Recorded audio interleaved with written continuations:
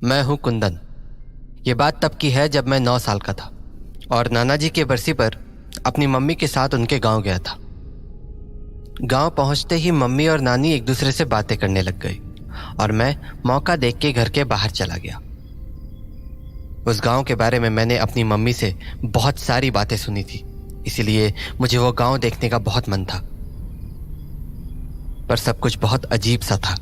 दूर दूर तक एक आदमी दिखाई नहीं दे रहा था। ऐसा लग रहा था जैसे इस गांव में बस हमारा ही परिवार हो। कुंदन। हाँ, अरे अन्नू मासी, आप कहाँ थी? काम पे गई थी, अभी लौटी हूँ।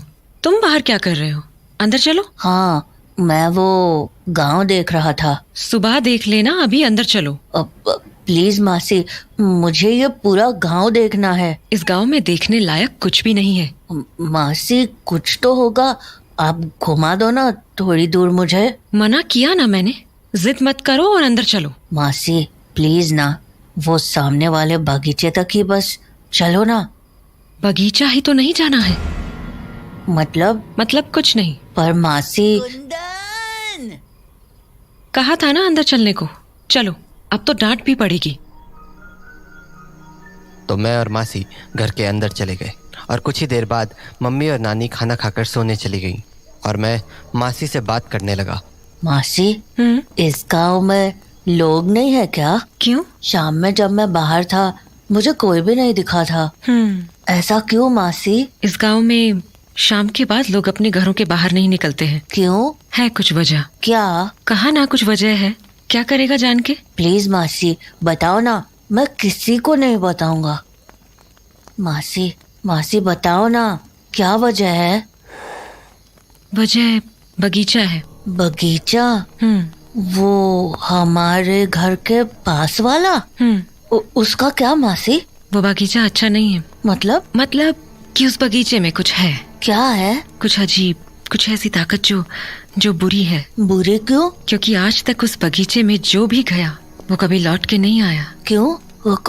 कहाँ गए वो लोग? कोई नहीं जानता, इसलिए उस बगीचे में नहीं जाना है। यहाँ तक कि शाम के बाद तो उसके आसपास भी कोई नहीं जाता, चाहे इंसान हो या जानवर। पर क्यों मासी? कहते हैं वो बगीचा लोगों को अपने पास खींच लेता है। खींच लेता है? पर कैसे?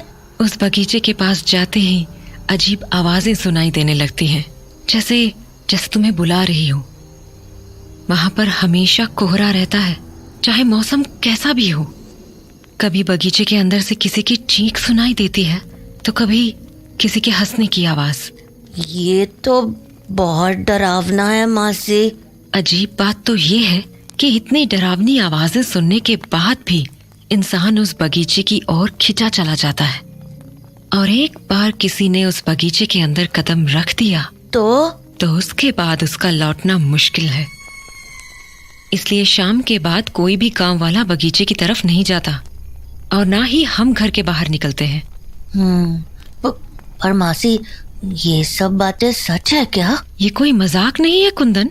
पिछले साल ही 2 लोगों ने उस बगीचे में जाने की बेवकूफी की थी। फिर? वो लोग आज तक लापता हैं। पर मासी, वो बगीचा ऐसा क्यों है? मुझे ठीक से तो नहीं पता, पर बड़े बुजुर्ग कहते हैं कि कुछ साल पहले उस बगीचे में गांव के बहुत सारे लोगों ने एक साथ आत्महत्या कर ली थी। एक ही साथ? एक ही रात में लगभग पूरा गांव खत्म हो गया था। पर उन्होंने ऐसा क्यों किया मासी? कुछ साल पहले गांव में एक जमींदार हुआ करता था। उसने धोखे से सभी गांव वालों की जमीन पर कब्जा कर लिया था। गांव वालों ने उसके खिलाफ बहुत आवाज उठाई, कोर्ट कचहरी के चक्कर भी काटे, पर फिर भी कुछ नहीं हुआ। फिर क्या, गांव वालों के पास और कोई चारा नहीं बचा तो अंत में उन सब ने मिलकर उसी बगीचे में जाकर आत्महत्या कर ली। मासी, उस जमींदार का क्या हुआ? हाँ? रात हो गई है, हमें सो जाना चाहिए। पर मासी, उस जमींदार का क्या हुआ? पता नहीं। पर मासी। कहा ना पता नहीं। अब इस बारे में और बातें नहीं, रात बहुत हो चुकी है, जाओ जाकर सो जाओ। मासी, आप उस बगीचे में गए हो? पागल हो गए हो क्या? मैंने कहा ना उस बगीचे के आसपास कोई नहीं जाता। तुम अपना दिमाग कम लगाया करो, समझ गए? जाओ जाकर सो जाओ, रात बहुत हो गई है। मासी से बात करने के बाद मेरे दिमाग में उस बगीचे को लेकर और भी सवाल उठ रहे थे। मेरा मन अब भी उन बातों को मानने को तैयार नहीं था। इसीलिए उस रात जब सब लोग सो गए तो मैं अकेला ही उस बगीचे की तरफ निकल गया। वहां पहुंचने पर मुझे कुछ घर दिखे जो बिल्कुल बगीचे के सामने थे। उन घरों को देखकर ऐसा लग रहा था मानो वो कई दिनों से बंद पड़े हों। दरवाजों पर मकड़े के जाले लग चुके थे और लगभग पूरे घर की दीवार पर जंगली घास उग चुकी थी, पर फिर भी उन घरों के बाहर एक लालटेन लटकी हुई थी। मुझे यह देखकर थोड़ा अजीब लगा। मैंने सोचा भला इन घरों में लालटेन किसने जलाई होगी, यहाँ तो कोई रहता भी नहीं है। मैं उन घरों को देख ही रहा था कि तभी बगीचे का दरवाज़ा दीवार से टकरा गया और रात के सन्नाटे में वो आवाज़ पूरे गांव में गूंज गई। आवाज़ के शांत होने पर मेरा ध्यान बगीचे की ओर जाने वाले रास्ते पर गया। पूरे रास्ते में सूखे पत्ते बिखरे पड़े थे और घास इतनी बढ़ गई थी कि ज़मीन देख पाना मुश्किल था। और उस बगीचे के अंदर के पेड़ अंधेरे और कोहरे के बीच छुप से गए थे। मुझे ये बात भी अजीब लगी थी क्योंकि बगीचे के बाहर कोहरा बिल्कुल भी नहीं था। फिर मैंने सोचा हो सकता है पेड़ ज़्यादा होने के कारण बगीचे के अंदर कोहरा हो। मैं ये सब सोच ही रहा था कि मुझे बगीचे में से किसी के भागने की आवाज़ आई, पर जब मैंने बगीचे की ओर ध्यान से देखा तो मुझे वहाँ कोहरे के अलावा कुछ नहीं दिखा। मैंने उस बात को अपना वहम समझकर टाल दिया और बगीचे को करीब से देखने की सोचने लगा। पर तभी मुझे ऐसा लगा जैसे मेरे आसपास कोई खुसफुसा के बात कर रहा हो। मुझे बिल्कुल समझ नहीं आ रहा था कि वो आवाज़ें कहाँ से आ रही थी। धीरे धीरे वो आवाज़ें और भी तेज़ होने लगी। अब मुझे हल्का डर लगने लगा था। मैंने सोचा घर लौट जाता हूँ, पर तभी वो आवाज़ें किसी इंसान की आवाज़ में बदल गई और मेरा नाम पुकारने लगी।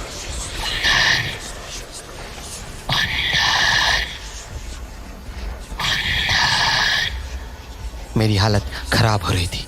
मैं वहाँ से भागना चाहता था पर मेरे पैर मानो जम से गए थे और धीरे धीरे करके वो आवाज़ें और भी तेज़ हो रही थी।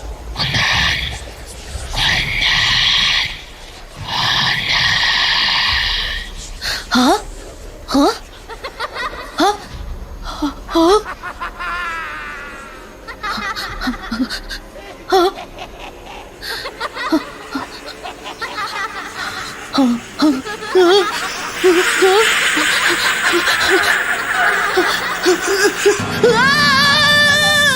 कुंदन, मासी, क्या कर रहे हो तुम यहाँ? पागल हो गई हो क्या?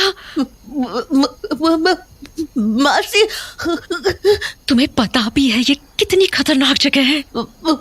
मासी, मैं वो खड़े खड़े मेरा मुंह क्या देख रहे हो? चलो यहाँ से। मासी, कहा ना यहाँ से चलो, जल्दी चलो। जिस तरह से मासी मुझे वहाँ से घर लेकर आई थी, मुझे समझ आ गया था कि मैंने कोई बहुत बड़ी गलती कर दी है, पर मैं ये समझ नहीं पा रहा था कि आखिर मासी इतनी डरी हुई क्यों थी। अगले दिन मासी और मम्मी को किसी काम से मार्केट जाना था, तो वो मुझे नानी के पास छोड़ गए। मम्मी मासी को गए काफ़ी टाइम हो चुका था, तो मैं खाना खाने के लिए किचन में जाकर नानी के पास बैठ गया। पर मैं अभी भी मासी की बताई बातों के बारे में सोच रहा था, तो मुझे लगा क्यों ना नानी से ही सच पूछ लूं। नानी, क्या बगीचे में जाना मना क्यों है? मतलब? हाँ, बगीचे में कोई भी नहीं जाता ना। किसने कहा? वो मासी कह रही थी। ये सब फालतू चीजें हैं, समझा? इन बातों पर ध्यान मत दे। नहीं नानी, मासी कह रही थी वहाँ पर लोगों ने आत्महत्या कर ली थी किसी जमींदार के कारण। अरे क्या जमींदार के कारण? वो लोग कुछ काम वाम करते थे नहीं, खाने वाने को होता नहीं था तो मर गए भूखमरी से। इसमें जमींदार की क्या गलती? ओ, और जमींदार? क्या जमींदार? जमींदार का क्या हुआ? क्या मतलब क्या हुआ? कुछ नहीं हुआ, क्या होगा? मतलब वो कहाँ है अभी? कहाँ रहेगा? यही है, इसी गांव में। पर तू छोड़, तू नहीं समझेगा। क्या नहीं समझूंगा? बताओ ना नानी, कहाँ है वो जमींदार? अरे क्या करेगा जानकर, तुझे थोड़ी दिखेगा वो। हाँ, क्यों?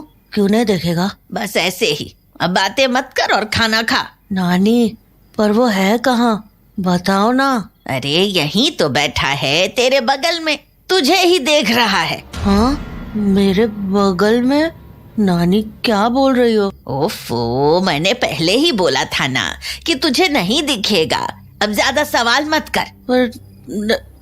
पर कहा ना, दिमाग मत लगा, चुपचाप खाना खा और सो जा जाके। हाँ। मुझे नानी की बातें अजीब लगने लगी थी, तो मैंने जल्दी से खाना खाया और खटिया पर जाकर लेट गया। पर मेरे दिमाग में अब भी नानी की कही बातें चल रही थी।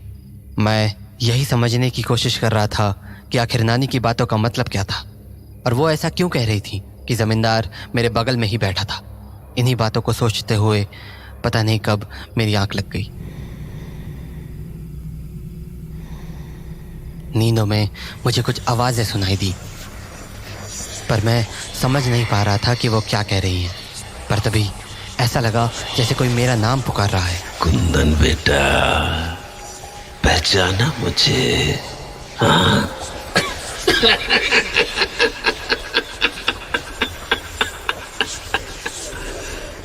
मैं उन आवाज़ों को ध्यान से सुन ही रहा था कि तभी मेरी आंखों के सामने मेरे नाना का चेहरा आ गया।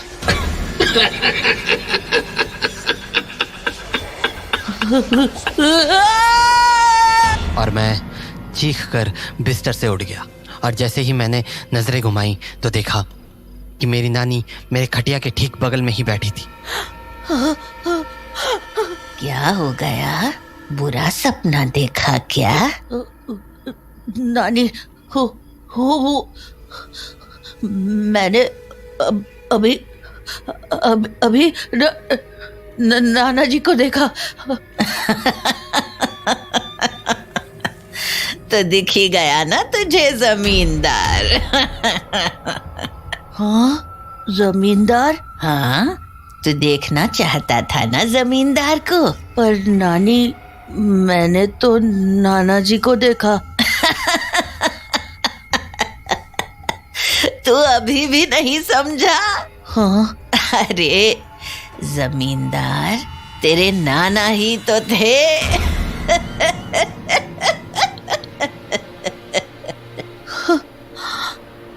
मुझे ये तो नहीं पता कि जमींदार वाली कहानी की असलियत क्या थी, पर उस रात के बाद मैं इतना तो ज़रूर समझ गया था कि वो गांव सचमुच भूतिया था, और उसका कुछ ना कुछ संबंध मेरे नाना नानी से ज़रूर था।